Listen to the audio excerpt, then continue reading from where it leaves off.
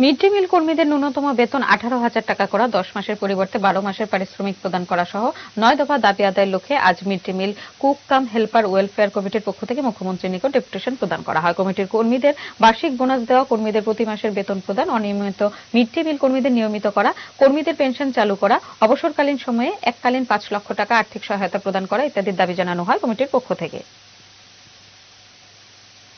আমার প্রথমে আমরা দাবি ছিল, আমরা চিফ মিনিস্টারের কাছে আমাদের দাবি করা হবো, যেহেতু আমাদের মানে দীর্ঘদিন থেকে পটনি ছিল আমাদের mid day meal cook cum হেল্পাররা, কিন্তু আমাদের mid day meal cook cum হেল্পাররা আছে সারা ত্রিপুরার মধ্যে 11,130 জন আছে, কিন্তু ওনার মধ্যে 25 টাকা দিয়ে কোনোদিন হবে না।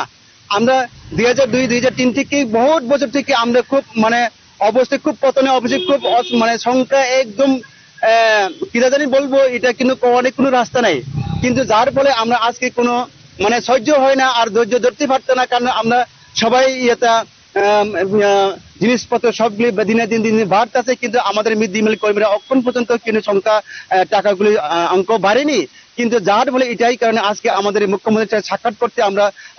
প্রস্তুতি লইছি, কিন্তু বিভিন্ন সাব ডিভিশন আইএস বিভিন্ন ডিস্ট্রিক্ট দিয়েও বিভিন্ন 8টা ডিস্ট্রিক্ট মধ্যে আমরা পুরো ডেপুটেশন করা হয়েছিল।